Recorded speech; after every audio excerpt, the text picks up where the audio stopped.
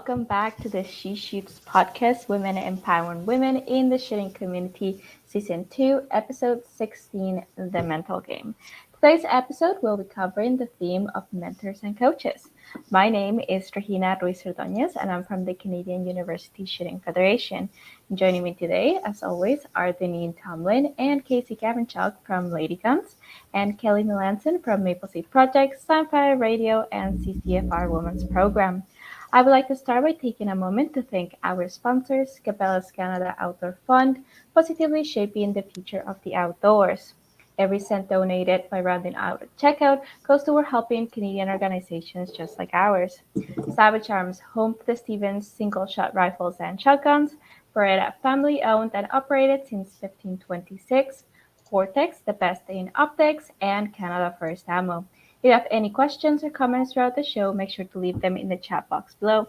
Doing so will automatically enter you in the draw for today's giveaways. Today, we have a She Shoots t-shirt and a Canada First Ammo, if I'm correct, right? And so that's me. So, Deneen and Kelly, could you bio for our guest? Absolutely. Let's take it away. And good evening, everybody. And really excited about this podcast. We had the opportunity to have a pre-podcast chat with Chloe, and I think that was a 2-hour chat. So I'm looking forward to tonight. So, Chloe, I get the honor of introducing you. I've got your bio in front of me, so I'm going to do a little bit of reading, and then when I'm done, after you say hello to everyone, we'll have Kelly start the questions. Does that sound okay? Awesome. All right. Chloé Gagnon, mental performance consultant from the Shooting Federation of Canada. Her love for sport and performance and her desire to support athletes in achieving their goals are what led Chloé Gagnon to obtain her bachelor's degree in Human Kinetics, as well as her master's degree in Human Kinetics with a concentration in consultation and intervention at the University of Ottawa. She is passionate about sport psychology and mental skills and mental training. Understanding and learning about the impact of mental performance on growth and sport performance are at the core of Chloe's work. As a professional member of the Canadian Sport Psychology Association, she has the amazing opportunity of working with athletes with different sports backgrounds and performance levels across Canada. Moreover, Chloe is the mental performance consultant for the Shooting Federation of Canada, as well as for the Canadian Blind Sports Association's National Goalball program. Welcome to She Shoots, Chloe. We're so excited to have you tonight. Thank you, and thank you guys for having me. Chloe, again, as Deneen says, thanks for coming on tonight. We're really super excited about having you here. I think that and again, like Deneen said, we had a chance to meet with you last week, and the quick chat that we had turned into about 2 hours, and it felt like, time was passing really fast because everything that we were talking about was so interesting, and what you do is so interesting as well. So why don't you tell us a little bit about yourself, we have your bio, but why don't you give us a little bit of background about you specifically, and then also about the Shooting Federation of Canada and what you do there? Of course. Yes. And thanks again for having me. I'm really excited to be here tonight. So my name's Chloe, and I'm from Montreal, if you guys can tell already by my accent. So Montreal, Quebec. I've always had just a passion for sport. I was a ringette and softball elite athlete, then became a coach. I did my bachelor's in Human Kinetics, so I was a strength and conditioning coach for a little bit, and then transitioned to sport psychology, where I did find my true passion, but I've always just been in sport all my life, always been super interested in high performance in sport. One thing as well as an athlete, I did struggle with performance anxiety, and I would have benefited from having a mental performance consultant working with me. And I think that's what really kind of brought me to this field, was that I, of course, was passionate about just wanting to help people, passionate about sport, but also really understood how important it was, and how important this field, which is mental performance in psychology, how important it is to actual performance, but also just well-being in sport. So that's kind of where it all kind of started for me. And then I continued my studies, did that master's, graduated in 2019, started my career during COVID. So that was a fun thing as well, a good challenge for me. So then I've been working now with the Shooting Federation of Canada for almost 3 years, as well as Canadian line sports and lots of different sports as mentioned earlier and different performance levels. But I'm just lucky that I get to work with inspiring and amazing athletes every day that motivate me to get better and want to learn for myself, but also just being in this amazing field, which is high performance, and our Shooting Federation of Canada athletes are awesome. So I've been working with them for 3 years now. And so I work mostly with our national team and dev team programs. So we mostly focus on the Olympic disciplines. So these are Olympic hopefuls, usually athletes that do have those big high performance goals. And my role is to support them in that through building and optimizing their mental skills so that they can achieve their goals while still prioritizing their well-being. And we do so by doing one-on-one sessions, so individual meetings, as well as group workshops, group meetings. And then also I travel with the team to camps and competitions. Okay. So that's a lot of information that you just gave to us. Again, as I said, we spent 2 hours with you last week. Yes. Really started to explore these, and that's what we're going to be doing here this evening. So we did talk a little bit about it. So you just did a cursory overview of kind of what performance consultants do. But one of the questions that we had for you is, I think it's really important as well that people hear about this, is do you see yourself as a coach, or do you see somebody who's actually specifically there for the the performance piece of it? Yeah. And I know that's something we kind of discussed last time and that I brought on, which is that I do feel like when we are to think of mental performance consulting, I do see it being closer to what a coach does, in the sense that, of course, the expertise is in mental performance and sports psychology, but just in the sense that there is a big collaborative approach with the athletes. We do on field work, and we work specifically, of course, on the mental skills. But I think sometimes when we think of psychology, which is yes part of the work, but we think of like going into an office, having a one-on-one meeting with a service provider, which of course can be really helpful. But when I think of mental performance and being part, it's more so being part of the team, right? So the same way you would have a strength and conditioning coach, the same way you have a technical coach that helps with tactical aspects as well. I kind of see it with just having a mental performance coach kind of being very similar. Of course, our expertise are very different, right? Whether it's technical, tactical, or strength and conditioning, especially because I do not have a shooting background. So I'm not there to say or provide any type of feedback or support for the shooting specific stuff. But I do see it more so coaching, kind of just being there to support the athletes in whatever they need. Perfect. So we did want to, before we get any further into the discussion, we did want to tell people that are listening or be listening in the future that this is not specifically about shooting. You work a lot with the shooting, with the athletes who are part of the Shooting Federation of Canada, but this is about the mental piece. And it's also really, you don't have to be an elite athlete for you to use this stuff, and also to actually to reach out to somebody to help with, with the mental piece as well. I think that's important to state as well 100%. Before we get too far into this. Yes. Yeah, for sure. The other thing we talked about, Kelly, and we asked Chloe before the end of the podcast tonight, we're hoping for some nuggets to share with our viewers and our listeners. So we've asked for some takeaways, maybe some podcasts, maybe some authors. And so for those of you who are viewing or are watching this and are wondering if that's what's coming, we are going to talk about some of those things as the podcast rolls out. So my first question, Chloe, now that we've figured out what you do and who you work with, is there a perceived stigma when working with a mental performance consultant? Like, when they reach out for support, do they reach out? Do you just get assigned to them? How does that work? Yes. I will say that there's been tremendous, amazing work that's been done already with our field, trying to break that stigma of just reaching out for help and asking for help, and also having a mental performance consultant as being part of the team, but also for federations as well, to understand the importance of the field. So there's been amazing work that's been done already, but there is still 100% a stigma there. I think in high performance, we're getting there. I do see that most NSOs, so national sport organizations, most federations do have mental performance consultant working with them, or sports psychologists or psychologists. But I do see like a more local level, provincial level, I do see that there's for sure still a gap there.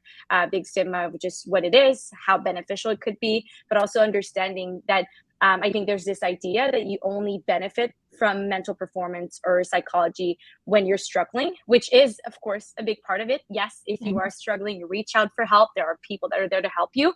But especially when we're talking mental performance, it is not only for the athletes that aren't doing well, that are not performing, that are not enjoying their sport, that are not reaching their potential, right? It could be that you're doing awesome and you want to keep doing so. It could be that you're doing good and you want to find ways to be great, right? So it's not only when you're struggling. I think there's still for sure this idea, and that's what I think that's what prevents a lot of athletes from reaching out, is to just think like, no, I'm doing good, I'm not that stressed or anxious, or I'm doing okay, right? And then they don't think as to how it would benefit them. And for sure, I think that's something that's important to understand, is that even if you're doing awesome, we can find ways for that to continue on. We can find for ways to be consistent. We can understand why you're doing awesome, and find ways to keep doing so. So yes, of course, if you're struggling, yes, there's amazing help. I'm here to help as well.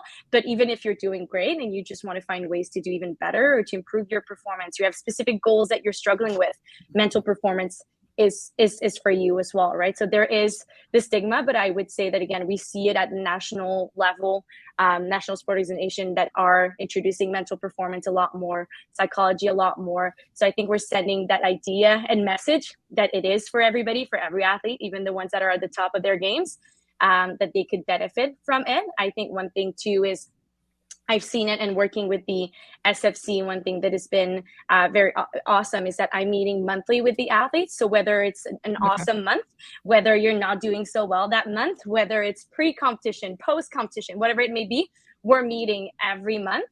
And so I think that also kind of reinforces that idea that it's not only when you're not doing well or right before a competition, when a bit of panic sets in, that you reach out to Chloé, that we work together all year long. And of course, when there's depending on needs, we will and can meet more often. So it's not limited to once a month, but there's just that consistency, knowing that just like any skills, mental skills you need to work on, and it needs to be something you're consistent with. And that means all year long.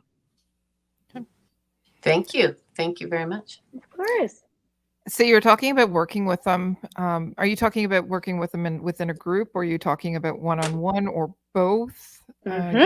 You also talked about workshops as well. Can you tell us a little bit about that too? Yeah. So with the SFC, it's actually both. So it's monthly group workshops and it's monthly individual meetings. So it actually kind of fits quite well.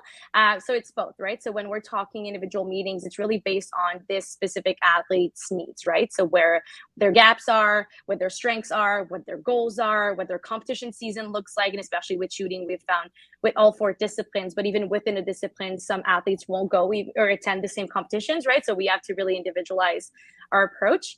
But group workshops, it's usually, again, it's once a month. And I try to kind of tailor it to time of year, athletes' needs, athletes' interests, and also just kind of try to cover like basic mental skills training topics. So of course, in the last years, we've experienced COVID. So a few of our workshops were related to motivation, resilience, focusing on what we can control, optimizing our training in our basement, not having access to our teammates or support, or feeling sometimes lonely or alone by ourselves, right? So of course, a few of them were targeted, just COVID was a different situation. But then also, if I know that a big group of our athletes are attending one specific competition or major games, major events, then we will do workshops that are specifically targeted towards that. So it could be kind of focusing on the process. It could be mindfulness. It could be teamwork within an individual sport, knowing that we're all preparing to go and compete together, right? So Yeah. a lot of different things, getting out of a comfort zone, basic mental skills training,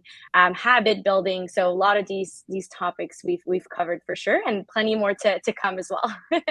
Yeah, it sounds like great topics to cover, even for people who are not those elite athletes, Oh, just 100%. even for people who are going out to maybe a provincial shooting competition, whether it's IPSC or whatever, mindfulness. And I 100%. think we're going to get into that a little bit later too, some tips on that too. So, all right, thank you for that.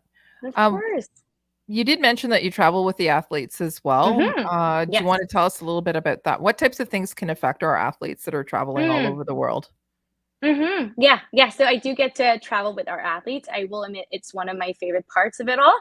I do, as we know, especially with most of our sports in the Canadian system, and shooting is one. Our sport is, or the shooting sport isn't centralized, right? So we have athletes all across Canada. There are athletes I work with that are in Newfoundland, some other are in Vancouver. So most of our work is done remotely, right? So when we all get to be together and meet and be in person, of course, that's always one of the fun part. A great important aspect as well in terms of building rapport, which facilitate then our collaborative work together. So of course, traveling is a big part, and I think that's the one thing as well that maybe isn't as well as known in terms of mental performances. And that's where I kind of compare it to a coach, is that we are a part of the team, right? So it's traveling, it's going to camps, going to competitions, it's being there to support athletes, whether it is pre-competition, during the competition, sometimes between rounds, depending on what the discipline is, and then post-competition as well, right? So usually what it looks like, it would be probably meetings prior in preparation, and then once we're there, it's also sometimes meetings, but it's also me being and kind of having to run around a little bit when all four disciplines are competing at the same time, but me knowing what the athletes need. So for some example, for certain athletes, it would be that they want to have a quick chat after every round. And then for other athletes, it would be just kind of, they'll reach out at the end of the day type thing. And it's me knowing and us working together, having that plan, knowing how I can best support them while we're there. Of course, as we know, there are a lot of considerations when athletes are traveling, especially internationally. So we can think of jet lag, nutrition, food, sleep. You're not sleeping in your own bed, depending on where we're going. And even if we were thinking COVID, being away from your family for a long time, sometimes not knowing the people you're traveling with if you've traveled by yourself all year, right? So there are a lot of considerations, and my role is to help the athletes with that. So of course, there will be a lot of things that we'll have to do pre-competition. So in terms of your planning, so sometimes it's also helping athletes that are maybe newer to the field, just understanding what will a competition schedule look like, what should your sleep schedule look like. Sometimes it's also reminding athletes to bring comfort items that brings them comfort, right? So whether it's just your pillowcase or whatever it may be that kind of makes you feel a bit more at home in an hotel room halfway across the world. So sometimes it's just things like this, and it's also where that's where the collaborative work with the IST, so integrated support team, comes in. So that's where a nutritionist would come in as well and provide feedback and support to the athletes before the competition as well as during. That's where the physios, the physicians, the athletic therapists, that's where we kind of all work together, as well as the coaches, to kind of build the best schedule possible before leaving, so that the athletes can be at their best on competition day, but also feel good while doing so. But also me being on site, I can then also provide support while we're there. Wow. So leaning into that topic a little bit, Chloé, we talked about traveling and Canadian athletes. We all know that Canadian athletes aren't typically full-time sponsored athletes, and they have to work and they have families. So let's talk a little bit about how you help them juggle work, training, home life, emotional, mental kind of things that our athletes are juggling and traveling on top of that. 100%. Yeah. And that's, I would say, the reality for a lot of athletes in different sports as well, but for sure with shooting, right? They aren't full-time athletes. So that means they do have other commitments and other priorities as well, right? And there are other things that are really important in their lives. I would say in some ways that's an amazing thing. because we do see athletes being so involved in their sport 100% of the time that there's actually a disconnect with other hobbies or being with their families or other priorities. So I do think that in some ways it could be a great positive thing, but of course it comes with challenges, right? I do have to give it to the athletes. They are awesome. I've been working with them for 3 years now, and I would say that some of them do have amazing strategies already built in that they've learned with experience and time, and that they share with one another. But I will say that especially for athletes that aren't full-time, kind of the biggest thing that I'm noticing, especially the ones that do want to perform at a higher level, right? And they want to compete against athletes that get to do this full-time, is that they need to be extremely deliberate with what they're doing. So every training, every practice needs to be well planned.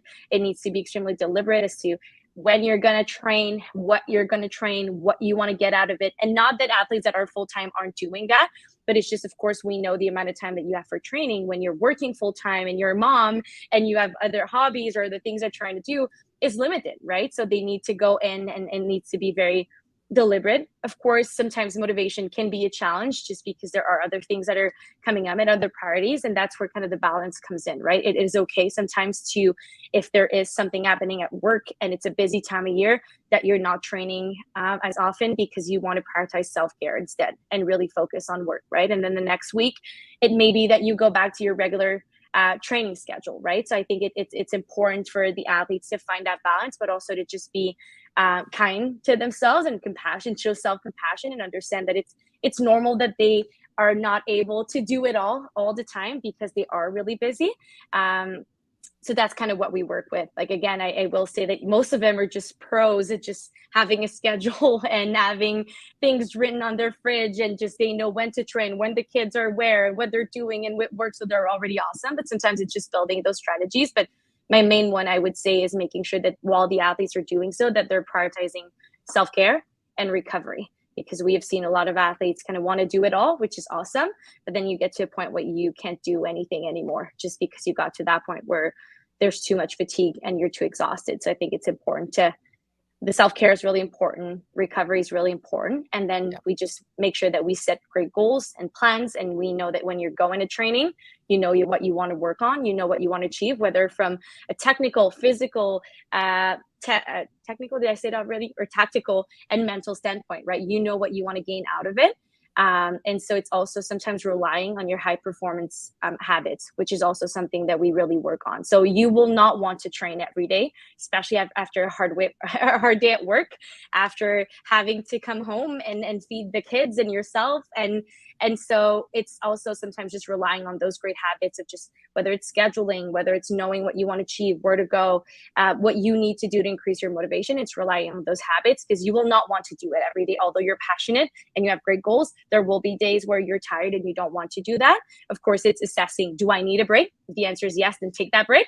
But if the answer is I could still train, I just don't want to, then it's relying on our great habits and just kind of still getting out the door and getting your training and knowing that that's that at the end of the day, you'll be really happy with yourself that you went. But if you only wait until you'll want to, most of our athletes won't want to go to the gym. They won't want to train. Of course, we all have those days as well, right? And so it's having and building those great habits that we know we can rely on, no matter how busy or tired or fatigued, or no matter your motivation levels. Outstanding. And I'm looking because we do prepare some notes before, and Kelly, you wrote some great stuff down here on performance versus process.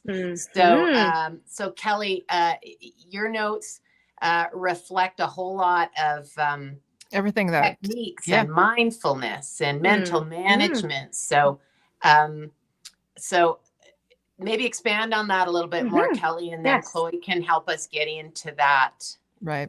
So these are some of the things that you work with the athletes on. And I also think these are some of the techniques that, to me, as an everyday, a level F shooter can use as well. There's certain things, those techniques such as self-talk and how that actually influences us, and also our motivation as well. Perception, maybe, how we see ourselves. Do you want to expand a little bit on that and how it actually, it's specific to the mindfulness piece that you were talking about a little bit earlier?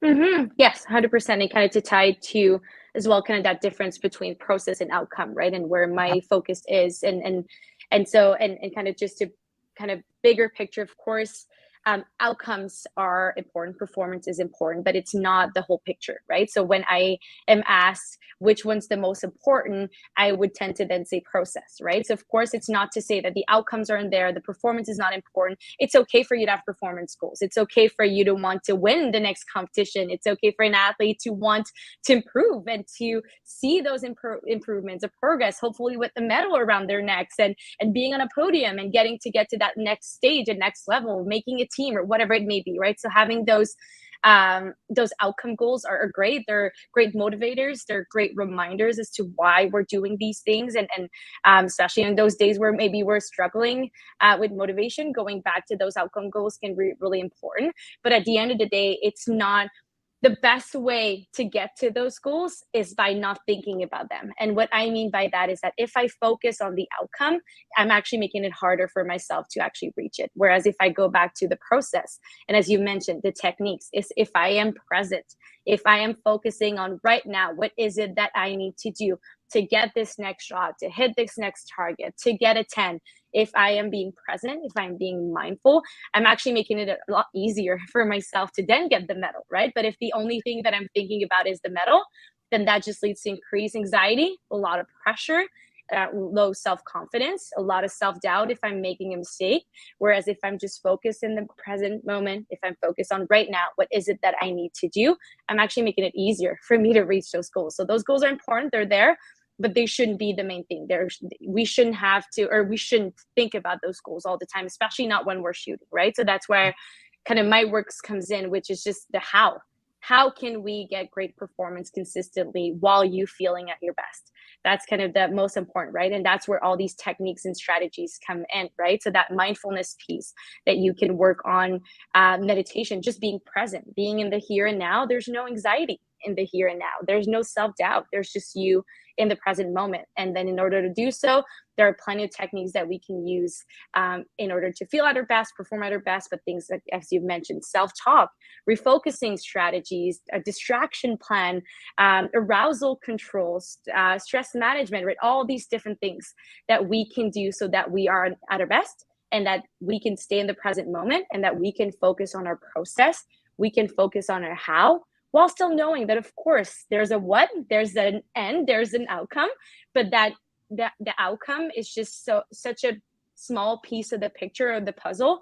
It's so small that if we only rely on that, there will be very little enjoyment in your sport, but also very little success in achieving those actual goals, right? So it's looking at the how, the process, being present, enjoying yourself while doing so, and that'll get you to improve, grow, get better, and get that medal.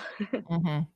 Well, so I have that's okay. I got a question because so those of us that go out and shoot competitions at whatever level, sometimes we have a stage that doesn't go so well, or perhaps we're shooting with other people in our squad and we tend to get caught up in the speed or the style of their game, let's say. What do you suggest we do to get ourselves refocused or get back into our game? Chloe, what should we do? Yeah, and that's a great question. Of course, there could be a lot of different ways that we can take it. That's the fun part, of course, about the individualized and one-on-one work, is that maybe one thing that could work for you could be different than somebody else. But I would say that in general, it's all about, again, coming back to the present, being mindful, but also focusing on what you can control and what you can do, right? And so I cannot change what the others are doing at the speed that they're going, with the referees are doing. I cannot change and go back and change the previous round or the previous match. I can't go back and change that, although I'm sure at some point we all wish we could. And if you can, I always say this to athletes, but if you can, just let me know, because that'd be awesome. But we can't, right? If that's done, over with, it's really focusing on what we control. And the one thing we control is the here and now. It's how we see things, how we perceive it, how we react to them, and how we prepare for the next thing, right? And so I think the one thing I would say is focusing on what you can control. And so whenever it is that you're done with a round, or whenever you're in a round and you're getting frustrated because people around you are throwing their shells, or they're being loud, or they're going super fast, to just come back to yourself You. and what you Yeah. know how to do and what you can do and what you can control, because you can get super frustrated by it all. It won't change the fact that that athlete is throwing their shells or that they're going super fast because they're doing their own thing, right? So it's going back to you, what you know you can do, what you can control. And that's a great thing with shooting, is that although of course we can kind of get swept into all this and want to maybe increase our pace or maybe change what we know how to do, we don't have to though, right? So it's not what others do not dictate what you're going to do, right? So I think it's going back to what you can control. And of course, that's when sometimes self-talking can come in, of just reminding yourself to focus on what you can control, what you can do, what you're able to achieve. But I would say kind of being present and focusing on what we can control would be a big one for sure, that would benefit everybody, regardless of your performance level, regardless of what the situation actually was. We often find ourselves being stuck in the past or being frustrated by others or what's happening. And of course, I'm not saying that it's not. I think the first thing would probably be to recognize it and acknowledge it, that I am getting frustrated or I'm disappointed. That's how I'm feeling. That's okay. Accept it. And then come back to, what is it though that I can do about it right now, right? What can I do? What can I control? How can I stay present? And really focusing on that. Yeah. So it sounds like I need, in my toolbox, I need my tactical game plan, which is my practice and my techniques and how I approach my shots, my targets, whatever. 100%. But I also need that mental game plan, that pre-shooting routine, that interruption of process if things aren't going the way I need to, etc. So those are really 100%. great tips. Thank you. Yeah. And they go together as well. I think that's the thing. Often we kind of see it as they're all different aspects, but when it comes to an actual competition or a match or even a round, they're all together, right? Your pre-competition routine or your pre-round routine or your refocusing routine needs to be aligned with your shot plan and with your tactical or technical approach, right? It all needs to kind of go together. And that's when you will not only be at your best from a technical standpoint, but also feel at your best, which is super important too. It's great to hit targets. It's great to hit a 10, but it's even better when we feel good doing it. Right. So one of the things you did talk about, I think that's a very good analogy or a quote that you had, was a lot of athletes or a lot of people focus on the goal or the end goal as opposed to the journey that they took to get there. And we also talked about it from that journey. We have to have joy in the stuff that we do. And 100%.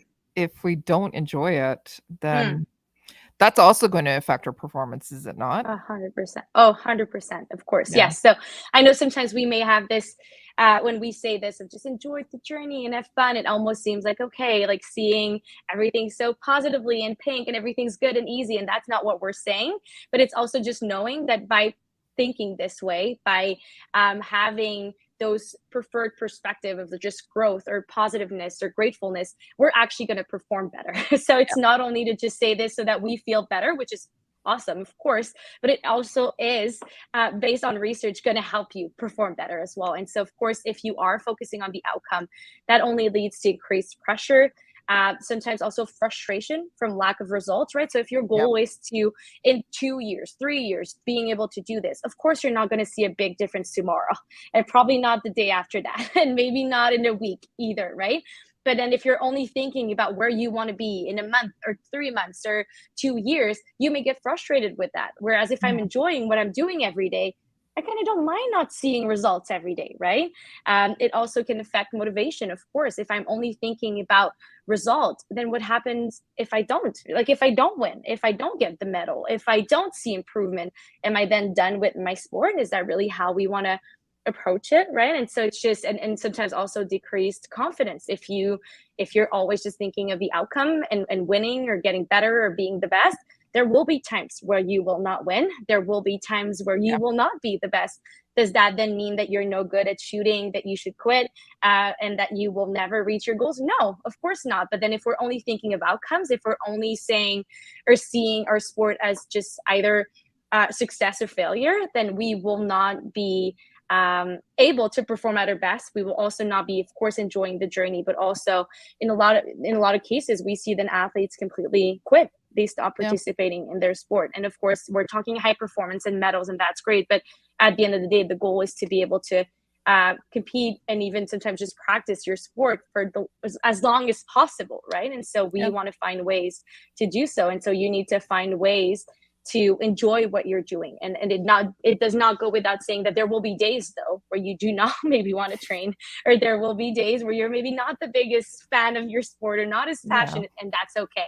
But we just mean just overall, there should be a lot more days where you're really enjoying what you're doing than not. And that will ultimately contribute to performance. Whereas if you're only thinking, and if you're looking at the journey, the process, and you're enjoying it, then regardless of the outcome, you can always look back at an amazing ride that you had trying to reach that goal and knowing that you can learn from it. Whereas if you only look at kind of that end picture, then not only are you not enjoying the ride there, but also what if you don't get it, right? You're not going to be able to, you're going to look at that experience as just a whole thing that was just negative, when of course it wasn't, right? And so finding the positives and the joys every day and focusing on the process will actually help you get to your end goal, but also making it a lot more enjoyable. Yeah. You also talked about how, well, look at it from the perspective of maybe, there is somebody who has ranked very low in the world, but they're going to the Olympics and they're enjoying the fact that they're in 100%. the Olympic, atmosphere. And it could be the same thing with us as well. Let's say there's a match that we've never gone to before, and 100%. in a different province or maybe in a different country, and we're going there. Enjoy the process. And enjoy the journey of getting there. Yes, 100%. And that's one thing too, that even I was lucky enough to go with the goalball national team to the Tokyo Paralympics. And that was one thing too, where we were getting kind of swept away with just everything of just, we want to win. We've just lost a game. So we're frustrated. We're at this level. We're aiming for podium, where I just kind of sat the group down and I just take 5 minutes, and I was just like, guys, we're in Tokyo. Like, we're at the Paralympics. How fun is that? How cool is that, right? Of course we have performance goals.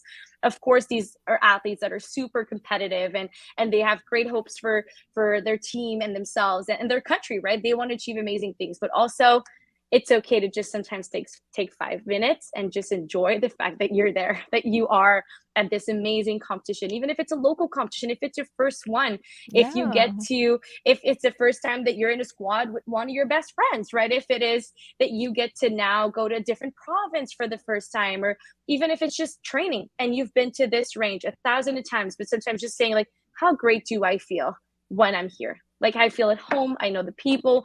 I'm enjoying this. Like, gratitude can get us a long way. And for sure, that's a big part of enjoying the process as well. And I think one thing that hopefully COVID taught us is that it's important to appreciate what we have, because there was a point where competitions weren't a thing, having access to ranges wasn't a thing, even going to the grocery store wasn't really a thing anymore, right? And I think, of course, I hope that it did for everybody, just a great reminder of just sometimes taking those 5 minutes to appreciate and be grateful and be happy to be somewhere can really, it shifts your whole mood, shifts your perception, and it helps you, of course, then perform better, but it helps you enjoy what you're doing in that moment. Just being grateful to be there. So we're talking about the mind and mindfulness. My question next is, we train for the technical aspects of our sport, but it sounds like you're suggesting we need to do some mental training as well. 100%. Let's talk about that. And is one more important than the other, or should we have mental training nights instead of dry fire nights, or what do you suggest? Yeah, I would say kind of there are a few aspects to that question that are super important, but I would say the first one, yes, you need mental training. I would say we would all benefit even in our daily lives from mental training, but especially if you do want to get better at your sport, if you want to improve, or it could be at work as well, like you want to increase your performance, or even it could be your communication in your relationship, whatever it may be. Like, we can all benefit from mental training. I would say that, of course, I'm not saying that we should stop all the technical training to do mental training, because at the end of the day, you need to know how to shoot to be able to optimize it through your mental skills. But I would say it's both, right? They are very different in the sense that not because you are training, let's say you're at the range 30 hours a week, which would be awesome and probably a lot of athletes' dreams, but let's say you have the range 30 hours a week. I'm not saying that you should do 30 hours of mental skills training, right? It does not have to be an hour for an hour, 30 hours for 30 hours. It's just making sure that it is a part of your routine. So sometimes it could be an additional 5, 10, 15 minutes a day where maybe you're doing meditation, maybe you're journaling, maybe you're doing or using an app. There are a lot of great tools, and one that I use is called a neurotracker. So it's basically helps with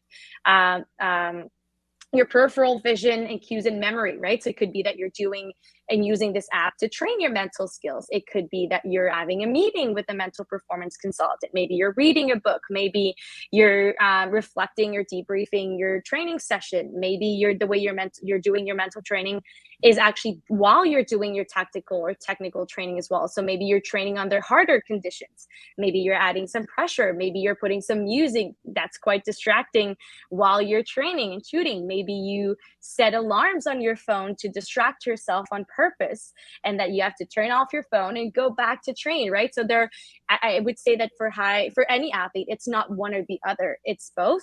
But usually the case is at this point, from what I've seen with a lot of athletes and a lot of people, is that we really tend to focus on the physical aspects of performance and technical. Like we go to the gym, we go to the range.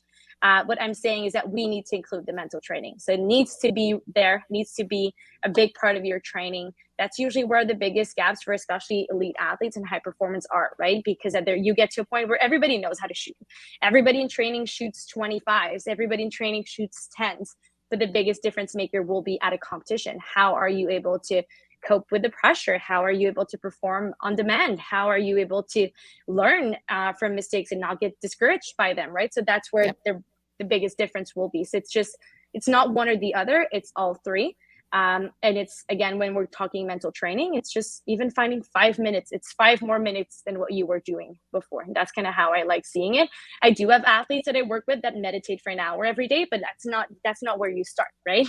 That's somebody that has been working on these skills for years on end, right? So it could be 3 minutes of you being more mindful during the day, or 3 minutes, again, as I said, journaling and whatever it may be. And I'm throwing a lot of things your way, but those are 3 more minutes that you weren't doing before, that you know are contributing to your performance, but also your well-being. Like doing 3 minutes of meditation in the morning isn't only just helpful for when you'll go shooting at the end of the day. It's actually helpful while you're at work. It's helpful if you're at school, if you're preparing for an exam, if you're going before a meeting, just making sure that you're focused and ready to go, right? So having those mental trainings throughout the week will help your performance and your sport performance, but also just your well-being throughout that said week. One of the really great tips that you just gave was journaling. And with journaling, try journaling every day, and then also look at incorporating things in there, what I did well, whether it's through our training, so that you can repeat it, and then you can take 100%. That and you can reflect on it throughout the year and how you've improved and how that's actually helped and supported you as well. Such a great 100%. Tip. Yes. Yeah. And that's a great one for sure. And that's one that I suggest to athletes often as well, is kind of having that journal and having that section that's focused on the positives, to what went well. And also that's one thing that sometimes certain athletes, what they'll do, and what I recommend, is before competition, or sometimes if between rounds, if the first one didn't go so well, or if it's competition on 2 days didn't go so well, go back and read all the great things you did in training that got you to this point, right? So sometimes it's also knowing, not only is it great to do it that day and focus on the positives and the things that are going well, but it is a tool that you can refer and go back to whenever you need. So if you feel a bit down, if you feel like you lack a bit of confidence, or there's self-doubt, or even if you feel awesome and you're preparing for the next day, the competition and the next round, reading it, of course, is going to contribute to a great performance that's to come as well. So that's a big one for sure. Yep. We also have to understand that we're going to have bad days. And if we didn't have those bad days, we couldn't appreciate our really good days. That's right. Exactly. Yeah. That's for right. Sure. Yeah. So journaling is one of the areas you recommend. So when you're journaling, you can see all those positive things, but you can also write down all the things that didn't go so well. So how can somebody outside of journaling that we've already talked about identify their strengths and weaknesses so that they can start making a plan to work on? Yeah.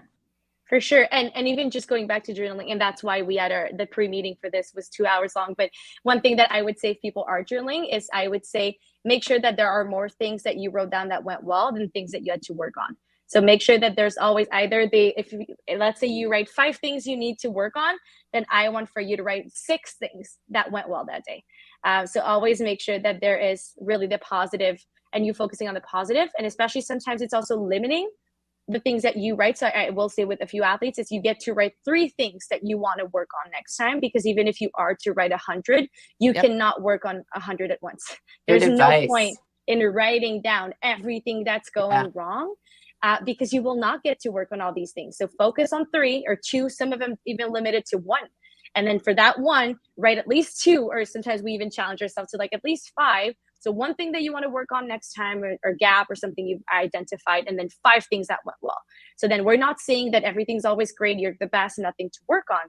There are things to work on, but if we want to do it, if we want to achieve that goal, then we need to do it in a way that will allow us to do so. And therefore it's just focusing on 1, 2, max 3 things that we can work on. So that's just something there to keep in mind for those of you that want to start journaling. But I would say one strategy that I often use with athletes, when we're talking of identifying gaps and strengths and things we want to work on. Of course, some athletes they have that self-awareness already. They can identify it very clearly. But I would say one thing that I do with athletes is often it is something that you can just sit down and write down, but think of like your 2 best performances and think of your 2 worst ones. And often as athletes, those come quite easy. Sometimes even the worst ones a lot easier than the great ones. But then what you want to do is then you want to write down your fast. And what I mean by fast, it's feelings, actions, sensations, and thoughts. And you want to do that for before the competition. So you're fast for before, you're fast for during, and then you're fast for after. So you want to do that for 1 competition, your best one. You want to do it again for another great one. And then you want to do that for worst one, and then another one that didn't go so well. And then you look at the differences, right? Like on my best day, before the competition, I was feeling calm, or I was feeling prepared, or I was feeling confident, or I was thinking about how great it was for me to be here, how excited I was to be here. During the round or during the match, I was feeling excited, I was feeling ready, I was actions, what you did during the round, so that could be your plan. And then my thoughts, I was just thinking of the next shot, for example. And you do that for your 2 best performances, 2 worst, and of course I don't like using the word worst, but those performances that didn't go so well. And then you look at the difference, and you will see the difference very clearly, and that can help you identify your gaps. It's also asking yourself, do I find myself being more so on the it's going awesome and great side, and I struggle finding the performances that don't go so well, or the opposite? And so just seeing if there are any trends or patterns, because sometimes there may be your 2 best competitions may be completely different. And it's also just understanding and seeing why or what happened. But you will find it often some things do, like you will see a clear difference of just, for example, somebody that performed really well while being calm. When we look at their worst ones, they were super anxious, for example, or they were stressed or rushed. And so you could see the difference. And then it helps you identify, okay, I'm somebody that performs better when I'm feeling calm, where there could be people that perform better when they're feeling excited. There could be people that feel better when they're by themselves before a round. And there are people that really want to be social. And so you can see the patterns, and then you can ask yourself, okay, do I have a strategy that gets me there every time? So if I know that me being calm before a round or during or whichever is me at my best, do I know how to get there every time? And if the answer is yes, great. We have maybe one of your strengths right there. And if the answer is like, no, you know what? Actually, I do perform better when I'm calm, but I don't know why that day I felt so calm.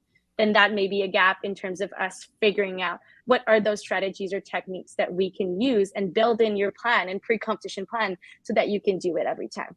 So I would say that's kind of usually a strategy that I recommend people doing. And of course, it's through discussions and collaborative work that we can also kind of pinpoint exactly what things are. But I think especially something that you can do at home is just, again, doing our fast. So feelings, actions, sensations, and thoughts for pre-competition, during the competition, after, and then you take your best performances, your worst ones, and you compare and you see what helped me, what didn't. Are these things I can do? Is it just a one-time thing? Because we all have those days where either things just go super well and it's hard for us to understand why, and we have those days where everything seems to go wrong, even though we feel like we did everything right. But then just looking, are there patterns? Are there things? Do I have techniques that get me there every time? And if the answer is no, we can work on it. If the answer is yes, you just found one of your strengths and you can keep building on that. Oh, wonderful. Now, have you been talking about those elite athletes and also people who are everyday shooters like Denise and myself? we also have some people who are going to be listening that are new shooters, or people who are just they're on the fence, let's say, about getting into the sport. What are some of the suggestions you have for those people with that mental piece about whether they should actually get into the sport, or thinking, you know what, this, going to a competition is only about people who are really, excellent shooters, and I don't belong here, that type of thing. So, what are your thoughts on that? How can strategies or techniques do you have for those people that are brand new to the sport and are thinking about getting into it? 100%. Well, for one, I would say that when we're talking, and I know we've touched on that a little bit, but when we're talking mental training, it's not only for high performance athletes or experts or people that have been competing for years, right? It's actually even more beneficial for people that are beginners in a sport, or maybe that are younger, that are setting those great habits early on, right? So I would say, of course, anybody can benefit from the mental skills and building on those skills. I would say it's, again, whether you are newer to the competition, whether you have never been before, you're just starting with the sport, it's always kind of going back to what it is that you can do, what makes you happy, what you enjoy. And so whether you're at the level of the other athletes there or not, you're doing it for you at the end of the day. So it's going to the competition, focusing on you, what you can do, what you can control.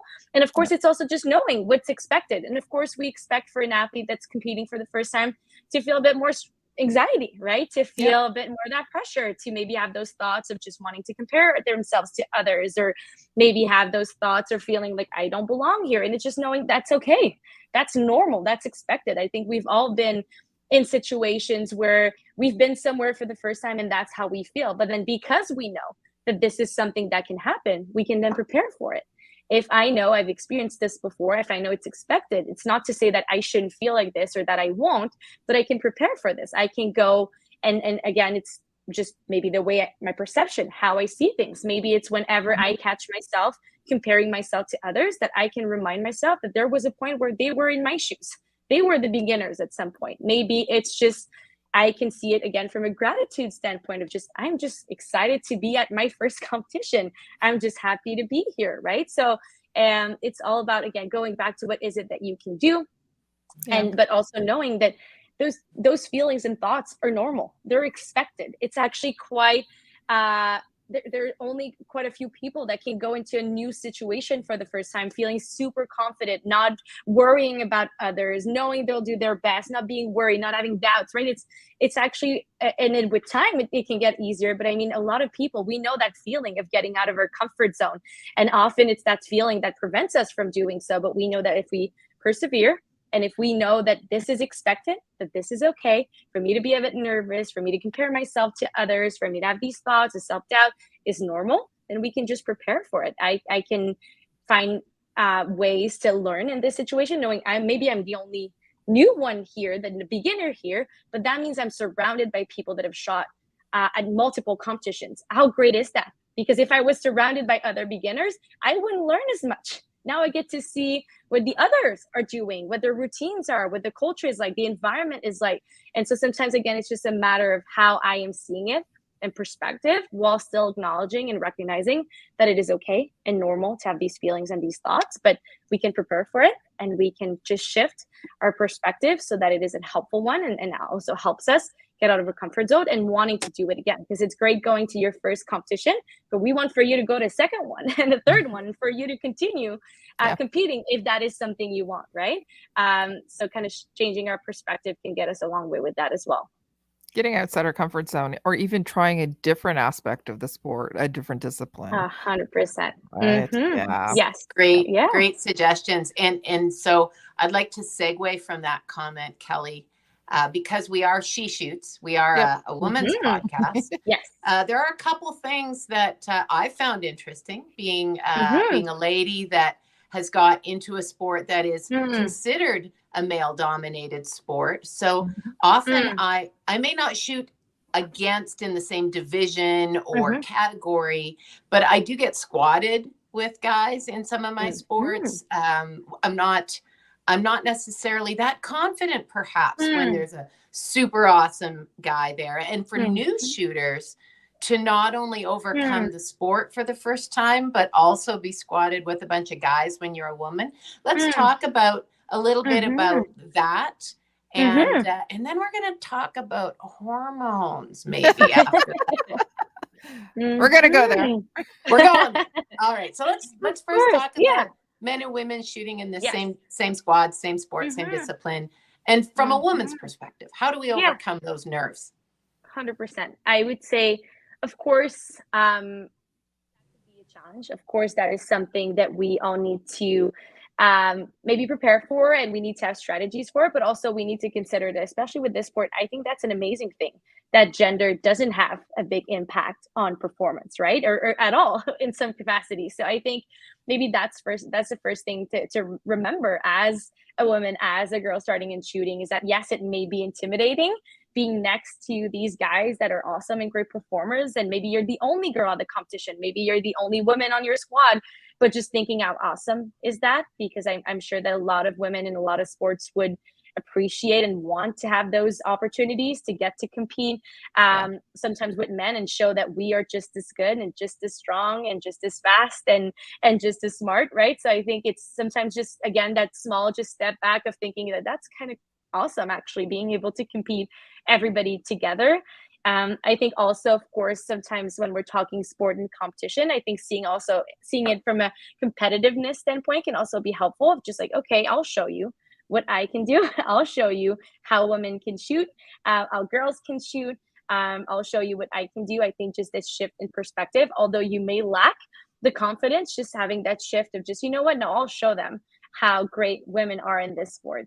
Again, just changing our perspective and just having this attitude of just, you know what, bring it. I'm the only one woman here, and that's awesome. And I'll show these men what I can do. So I think, again, it's just focusing on what you can do and control. At the end of the day, you can't choose who you're squatted with, right? You cannot choose and change that you're the only woman there. Of course, we can do a lot of great work and wanting for women to shoot a lot more. But I mean, in general, when you get to competition, that's just what it is, right? But you could just change how you see it, how you perceive it, go back to focusing on you and what you do and what you know how to do, but also sometimes just changing, again, from gratitude or just thinking also how awesome it is that your sport doesn't, the impact of gender isn't as significant as in other sports. And also just bring out that competitiveness. Like if you are competing and you're at a match, it probably means that you enjoy that aspect of it all as well. And just kind of say, bring it and show and have that attitude in your head held high and just thinking that you can do it. And also sometimes it's maybe talking to other women that have been in your position before as well. So just kind of reaching out, asking how they felt and what they did and their own strategies. And sometimes, you know, you can learn a lot from the women in this field. And from what I can tell and see so far, this is a great community and people are willing to support each other and help each other. So I would say that's one of the things as well. And sometimes just maybe there is maybe a female athlete that you are that's kind of one of your idols or that you think is an amazing athlete, and you can go and talk to that person. Maybe you'll find that she was also in your shoes a few years back starting in their sport, right? So I think reaching out to people, but going back to you focusing on you and what you can do and control, and rather than you looking at all the other men, what they're doing and competing, let them look at you and how awesome you're doing. Yep. I love the fact that you pointed out, and one of our previous guests as well pointed out, that it doesn't matter in the shooting sports your age, and it doesn't matter the discipline, because 100%. It's an even playing field, and that is fantastic. So thank you. 100%. Yeah, and sometimes just being grateful for that and happy for that is something, it can get us a long way, right? So of course, again, there's a competitiveness and comparison, or there is sometimes just this divide between gender, just in general, and it has been in sport like that for a long time. But just remembering that maybe is one of the most awesome thing about yours, is that it doesn't matter, that you just go out there and you can shoot and enjoy it and have fun and do your best. Yep. That's exactly it. Do your best. Great. So we are going to go there. So women. We are women, and as we progress through life, we have these changes with us and our hormones. It does studies show it does affect our mental game, our mental preparedness. I know as I'm progressing and aging along, I'm starting to get that foggy brain. which is obvious sometimes when I'm doing the podcast as well. Can you talk about women and how it actually does impact female athletes and people and women who are competing? Our hormones do that. Of course. Yeah. And I think, again, that goes back to how awesome this sport is, whether, again, we're talking gender, but also age isn't a factor that you can compete for a long time. I would say that with a lot of sports, talking about hormonal changes such as like menopause and all these things later on are conversations in a lot of sport, because athletes don't compete for that long. If you are to even think of, for example, gymnastics, where it's more so of puberty, more so than menopause, that we have to talk to athletes about, right? But of course, and I'm not an expert here in this kind of specific like hormonal aspect of it all, but of course, hormones do have an impact on our cognitive functions. That's well known, well researched. We know that menopause and just the changes in fluctuation in hormones, whether it is through menopause, which is kind of one of the more significant changes, but also in general, as we age, can be associated with a certain cognitive decline. So when we're talking kind of brain fog, it's more so the processing speed, or impact on sleep as well is a big one, which of course then affects our memory, our cognitive functions. So of course, this is something that we just need to consider. I would say that from a mental performance standpoint, again, and I know I'm maybe getting annoying with this, but it's going back to the things that we can do and control. And at the end of the day, that's just part of being a woman. That's just it. There are great ways that you can talk to your physician about. There are things that can, whether it's medications or any of that can help. But I mean, just from a sense, that's just what being a woman is that there will be fluctuations in hormones, whether we're talking puberty, whether we're talking menopause, whether we're talking being pregnant, like there will be changes. Yeah. We just need to accept that. I will say that's the first thing probably, is kind of being accepting and being kind to yourself, that it is okay, that it's just part of being a woman, which is awesome. But I would say from a mental performance standpoint, it's acknowledging that it is a thing, but also knowing that there are things we can do though, right? So it's not, we accept it, but also there are things we can do. So when we're talking sleep, it's also making sure that you have a great sleep routine, right? So what is it that you do every night that helps you make sure that you have great quality sleep, right? Are you drinking 5 coffees right before you go to bed? Or do you have a routine where not only you're not on your phone, but you're maybe reading, maybe you're taking a bath, maybe there are things you do every night that helps you sleep high quality sleep. We know sometimes with menopause, it could be something like temperature thing as well, right? So are you making sure that you are in an environment that you're comfortable in? So from a sleep perspective, there are things you can do. Also, stress is a big one, right? When we have those hormonal changes. So do you have stress management strategies, right? Do you have relaxation techniques? Do you journal? Do you have great social support? Are there people around you that you can talk about, right? And we've talked meditation, that's a big one. But also even when we're talking processing speed, or if we're talking actual memory, that's where the mental skills training comes in, right? And we hear that often of like people can do crossword puzzles and that helps, and that, it actually does, right? It is shown to help. So when we're talking mental skills training, whether you're doing a focusing exercise where it's just you're practicing, of course, we have 4 different types of focus, right? Like the narrow focus, broad, whatever it may be. Maybe it's just you observing an object for 2 minutes and not being distracted. And that's you training your brain to stay focused, for example. Maybe in terms of memory, you're doing some memory games, or you're doing certain strategies that you know contribute to increase it in memory. So it's also just knowing that again, it's okay, it's normal, it's expected, but also that there are things we can do so that we can kind of take it back into our own hands. There are strategies we can do to maximize sleep, memory, stress management, mindfulness, and actual mental skills training. One thing that's great though is, although with all that said and being considered, when we're talking younger athletes, so even when we're talking like puberty and all that, with which there could be a lot, and there is a lot of hormonal changes, it has still been shown in research that there is no major differences in terms of mental skills and in mental performance for both genders, regardless of hormonal changes. So that means that young girls and young boys are able to perform the same at certain skills. Of course, there are individual differences, but that's the thing that's important, is that we need to consider that it's the same, and that therefore the interventions can still be the same as well, both for boys and girls, regardless of hormonal changes. So that's something to consider as well. So yes, there are things we just need accept that's part of being women, but also does not mean that your mental performance is not good or worse than boys or men. There are a lot of great things we can do, and it's not that all your functions will go away either. It's just a slight decline, but there are things we can do to prevent it. And also, while you are experiencing those hormonal changes, there are things you can do so that you regain your cognitive functions. Wow. So one last thing then, while we're on the topic, and you brought it to the younger athletes, what are some words of wisdom that you have for women, young ladies, young athletes getting into shooting sports or into other sports, and the benefits of getting into sports that you would like to pass on? So words of wisdom and those lasting benefits that you've realized, perhaps. 100%. Yes.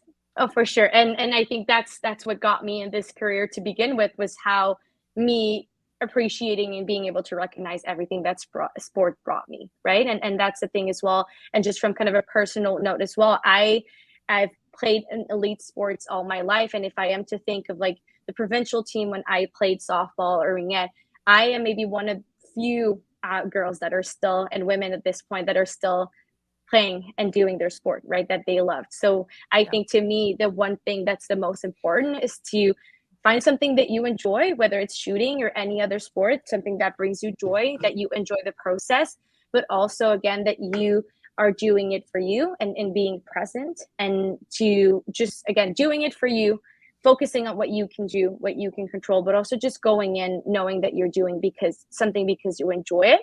I would also say that, especially for younger athletes, to know that it's okay to like multiple sports and you can do a lot of them. I think that's one thing too we see in a lot of sports. It's almost this feeling of you pick one and you stick with it for your whole life. No, you can do 10 different activities if you want, and if you have the time to do so, but you can try sports. And I think it's just finding, for everybody to be able to acknowledge and recognize what are the benefits of them participating in their sport, right? If you are doing it because you're competitive, but then it just leads to increased anxiety, lower self-confidence, a lot of pressure.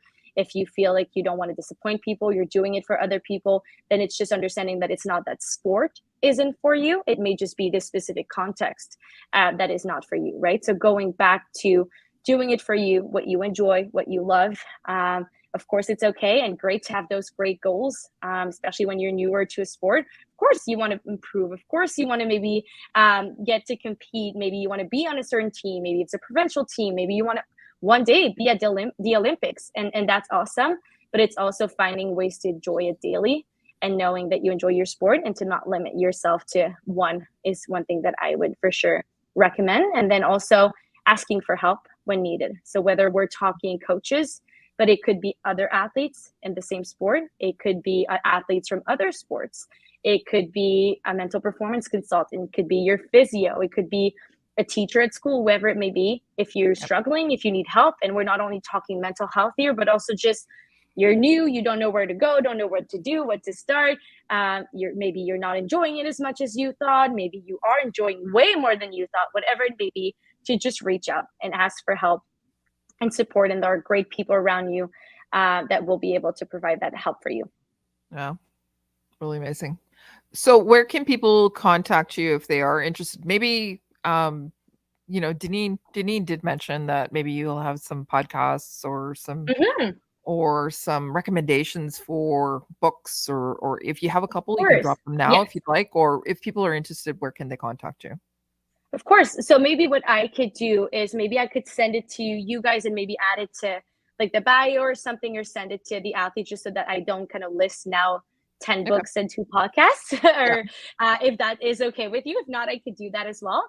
But if anybody wants any tips, advice, insight, if they just want someone to talk to, you can reach me at my email address. So Gagnon, GAGNON.MPC for mental performance consultant at gmail.com. And if not, I do have a LinkedIn for my own name, as well as an Instagram. But I would say usually email is the easiest way to reach me. And so that was one thing that I did mention last time when we first met, and something that I do want for people at home that are listening to understand, is that whatever it is that you may need, if it just, you want a quick refocusing technique or strategy, whatever it is, just reach out. It doesn't have to be one-on-one and hour-long meetings. If you wanted to do so, then awesome. But if not, just kind of send me your email, shoot me an email, and I'll be happy to, again, provide with resources or books or podcasts or just quick insights, strategies, worksheets, whatever it may be. Just feel free to reach out and I'll be really happy to help. Wonderful. Thank you so much. Yeah. Yes, thank you.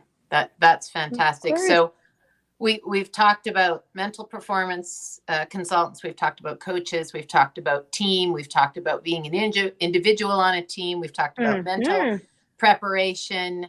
I think the toolbox has a lot of room for growth. And I think you've given us some great words of advice. And I hope that everybody has taken some nuggets away for their personal toolbox development. I have FAST written down. That's good for me. I'll add to my journaling. That's fantastic. So personally, I want to say thank you. Kelly may have some wrap-up thoughts too, but thank you very much, Chloé, for taking the time to be with our guests tonight and to share all of these insights. It was indeed a pleasure, and I may need that email. So there you go. Perfect. Kelly, now you have it. That's right. Kelly, how about your wrap-up thoughts? Yeah, I want to second that as well. Just thank you so much, Chloé, for coming on tonight. We're always looking for lots of information on podcasts, different things and recommendations. Definitely we'll reach out to you about that.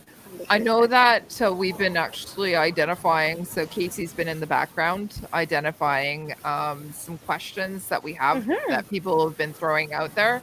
So we will toss it over to her. So don't go anywhere. We got some Q&A for you. But again, not going anywhere. we've been chatting over an hour, and I think that, quite frankly, we could probably do another hour or two of this podcast. Yes. I'm very biased, but I could talk about this for hours. So usually I need to be reminded to stop talking. That's no. It was, as I said, it was fantastic just because you're somebody who's so passionate about it, and it's such an interesting subject. It really truly is. So why don't we get Casey on and she can go through some of those questions that she's identified. Of course. Well, I think we've actually answered most of the questions that were posted, but we can go over them quickly just to make sure. So Tim was asking if you had any tips on maintaining focus while you're shooting in competition. Good. Yeah. And that's a good question. And I know we've barely touched on focus, which is why we could probably talk about all these things for hours on end. But focus is a big one, right? A very important skill, and a great skill that can be trained as well. But I would say, especially when we're talking in competition, it would probably be to have a great shot routine, a great plan. So knowing ahead of time what cues you want to focus on, because it's really easy to say that I want to remain focused, but what is it that I want to be focused on at every point during my performance, right? Because I will not be focused on the target for the whole time. There will be time where it's me focusing on my breathing. Maybe it's me focusing on my coach if there's feedback. Maybe it is that I am focusing on the weather conditions if it's an outdoors event, right? So it's also, I would say, the first thing, know what you want to be focused on, right? What are the cues? Knowing that they will change. Shot to shot, they will change. So know what your process is, what the cues are. And then usually I would say an easy trick or way to do that would be keywords, right? So if I know that at some point it's the target, at some point it's my coach, and of course I'm making it really basic here, but it would be that in my shot process, at some point I say target or I say coach type thing, right? So keywords can be really helpful. But the first thing I would say for sure for focus, know what your cues are, the ones you're looking for, what you want to focus on. I think the target's an obvious one, but we forget that we're not focused on the target the whole time. And so it's okay to want to focus on your breathing, your thoughts, sensations, right? How am I feeling? Am I injured? Am I feeling good? The weather, whatever it may be, know what those cues are. And then keywords can be really helpful for that. And also the same way, need to know what your distractions may be. So acknowledging the distractions in environments, actually acknowledging them and recognizing them will make them less distracting in themselves, but also then having a plan to come back and refocus, either whether with keywords or a breathing technique, but that usually are the go-to. Yeah. Well, those are Amazing. Great advice. Yep. All right. And then our second one is from Connor, and he's asking, how to get several shooting friends that I've been trying to get into competition shooting. They're of the belief that they wouldn't be capable or good enough. Would you have any advice on getting them past that mental barrier? Yeah, and that's a big one. I would say there are a few things here. I would ask them, what do they mean by not good enough? I think as soon as you register for the competition, and that means that you are good enough to be there, right? You registered, you're ready to be there. I would ask them what not good enough is, or not be capable. So kind of defining that a little bit, understanding that what that barrier is a bit more. And I would also probably recommend, I think one thing that it could be interesting in that case is what I would recommend is for athletes to, if they feel like it's too big of a jump going to their first competition, I would encourage them to leave their comfort zone in other aspects of their lives. So maybe challenge themselves in other things. Maybe it's trying a new hobby. Maybe it's other things that maybe are a bit less scary than actual competition. And then through doing that, they'll build resilience. They'll be more comfortable with trying new things, and that will ultimately probably help them want to go to the competition.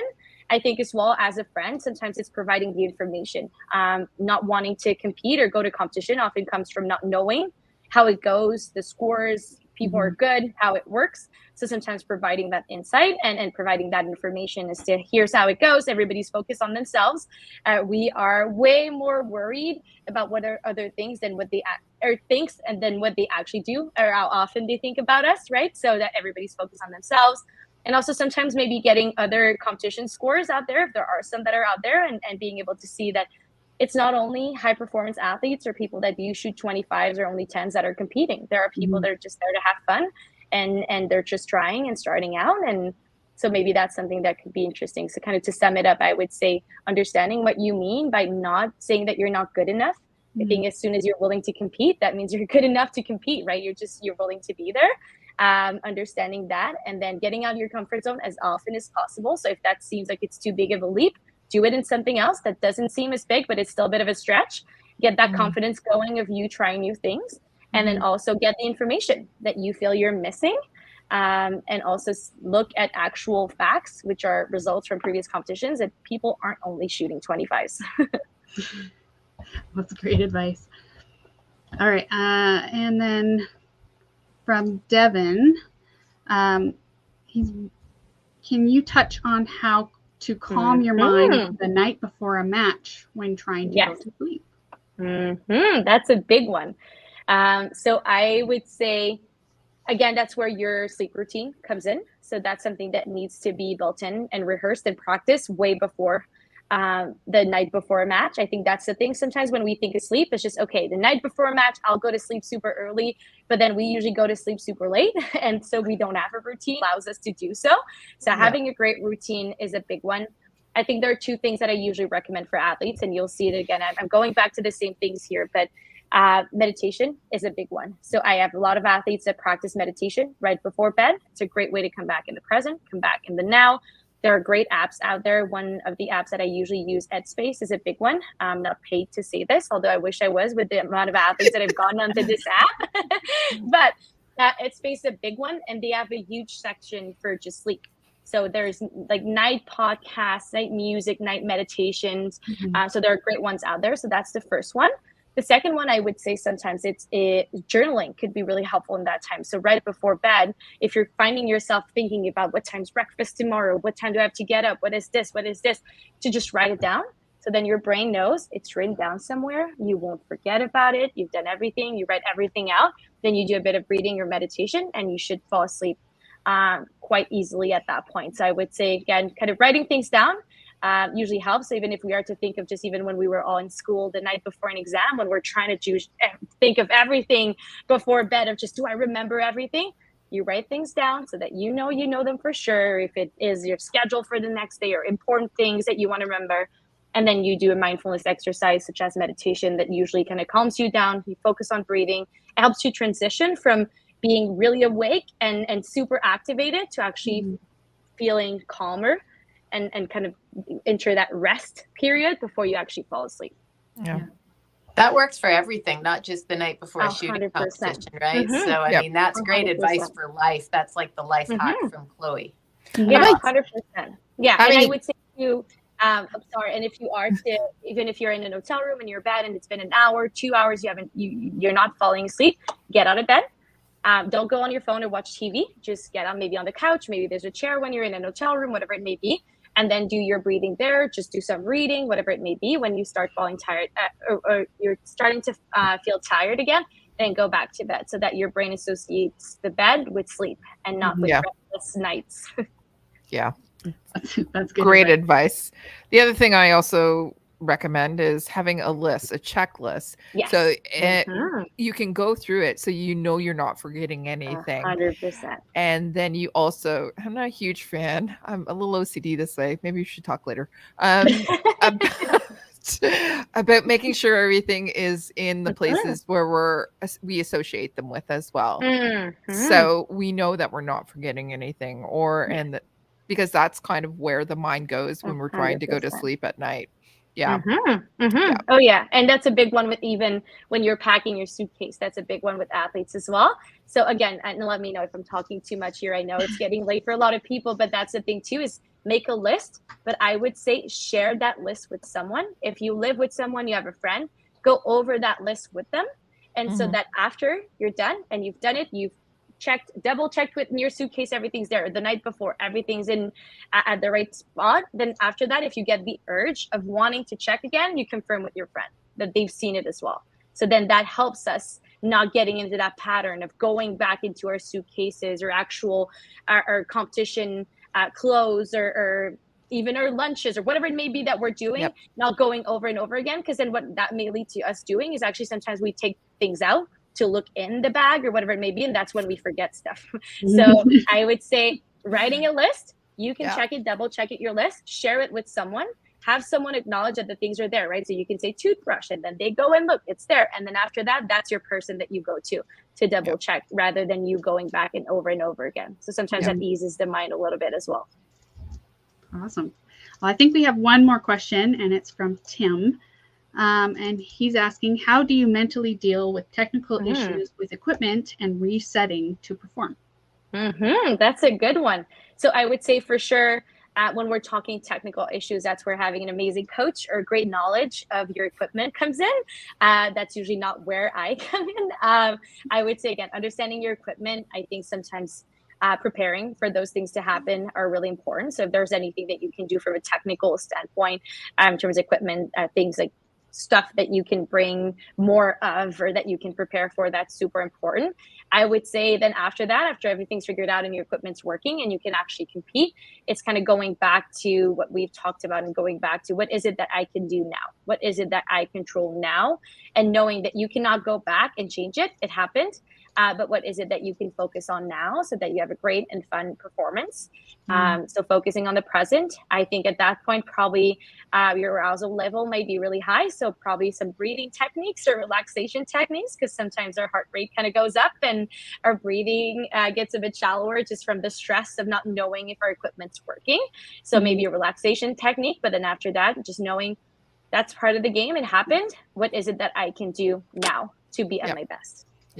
Yeah. What I usually do whenever I have a malfunction is I just, take my gun out of my shoulder, take a breath, close my eyes and just kind of give myself it's time to reset, and then get back into my shoulder again. So yeah, especially during a round itself, kind of doing that breathing and just resetting really quickly. And again, it could be a cue word. It could be just a deep breath. It could be focusing on something in the environment that brings you back in the present. So yeah, for sure. During a round, I was also thinking of just like my malfunction just between rounds or when you get to competition, which we've seen often as well, or just sometimes traveling with equipment. So that's a big one too. But it's just knowing, kind of get your heart rate back down, focus on the right cues. Yeah. Wonderful. Cool. Great questions. That's it for the questions. That's great questions from our audience today. So I think it's time for Rahina to give things away. Yay! I would love to do that. So I will need your help, Casey, as always. Yeah. So let's what are we giving away first? Let's start with the She Shoots t-shirt. So right. Who will be the winner for that one? I'm counting. random number generator in the comments. Okay, so our first winner is Nina Baker. Yay, congratulations. Nina Baker, you commented via Facebook, so we'll reach out to you that way, and we will need your address so that we can send you that t-shirt and the size of the t-shirt. Yeah, absolutely. Okay, right. So the other thing we'll be giving out is the Canada First Annual Prize Pack. All right, and it disappeared. Oh, there. Derek Butts. Hey, Derek, congrats. And you are on Facebook as well, so we will contact you through that. Excellent. And yeah, we've got an assorted bunch of goodies that Canada First has provided, and so I will get those put together and put in the mail for you. So I hope everybody that's listening out there that has received your prize packages has had the chance to get them out and wear them. And if you do, take a picture and make sure that you link us, hashtag us, do whatever it is, because the She Shoots podcast would love to see our t-shirts and see the QSIF shirts and the Canada First stuff out on gun ranges and out having fun. So please share it with us. Yes, absolutely. Okay, so yeah, congratulations to our winners, and let's get on to our upcoming events. So I'll start off with this CUSF stuff. So for CUSF, we have our April Shotgun Tournament, which is starting on April 15th, and it will run until May 2nd. All scores will be submitted by 11:59 p.m. on May 2nd. In order to be entered, and the prizes will include a range of medals, stipends, and a fully funded PAL course as well. So if you're interested in any of those, make sure you participate in the event. All the rules and how to sign up is on the CUSF website, so you just go to CUSF.ca to enter.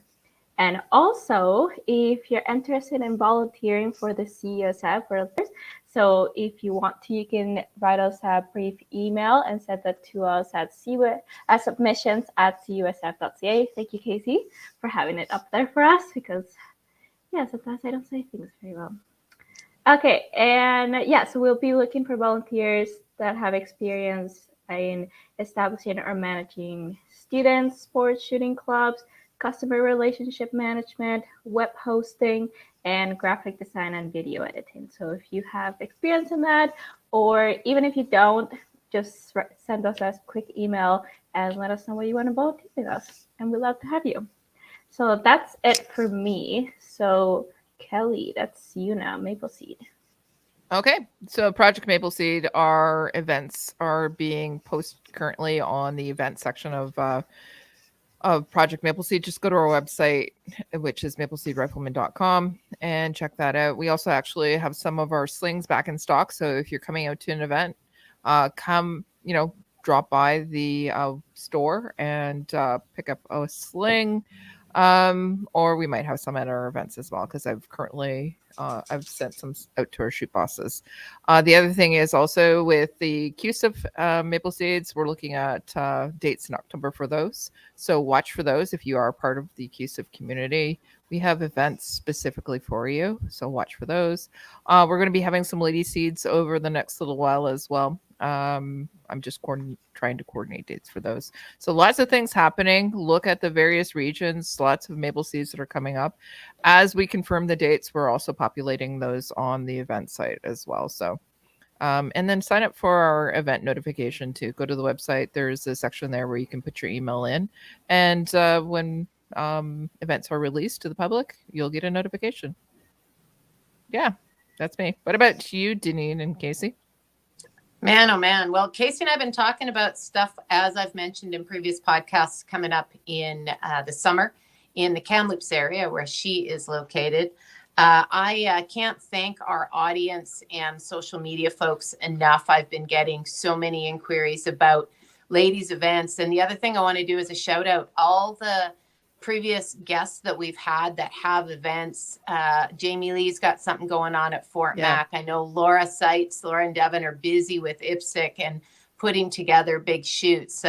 I see that the 32 special has been posted for IPSC Black Badge courses.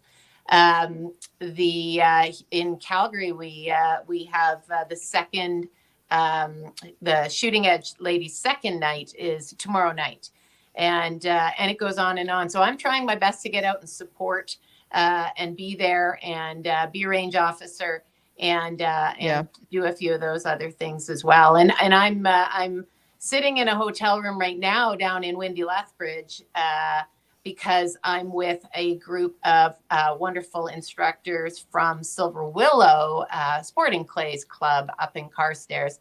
And we're going to do a little goose hunt tomorrow. So, so I'm going to remember Chloe's advice and your advice, Kelly. I'm going to write everything down, my checklist. I'll check my hunting gear bag over and over. So hopefully, because it's a 4 a.m. call, it's going to be an early one. So everybody that reaches out to us through the website and through socials, all the events and cross promotions, we try and get everything out as much as we can, and certainly happy to share. So share with us. We'll share with the rest of the She Shoots community. Yeah. Awesome. I think that's it for all of us, which is good because we've gone on for a long time, which is not bad because there's a lot of good information. So thanks so much again, Chloe, for joining us today. So I'll just go ahead and wrap it up for today. So let's once again thank our sponsors, Cabela's Canada Outdoor Fund, Savage Arms, Beretta, Vortex, and Canada First Avo. If you like today's episode, please leave us a like and follow so you don't miss out on any of our episodes. You can watch us on YouTube and Facebook, or you can listen to us on Spotify, Apple Podcasts, Google Podcasts, and iHeartRadio. If you liked our message and would like to learn more about our programs, check out our websites at cusf.ca, ladyguns.ca, and mapleseedrifleman.com. To support us and get some additional perks, check out our membership programs. Thank you all for tuning into the She Shoots podcast, episode 16, The Mental Game. Make sure to join us on May 9th for episode 17. Episode theme, topic, and guests will be announced on our social medias, so make sure to follow us for all the She Shoots updates. Thank you, and good night. Bye, thanks.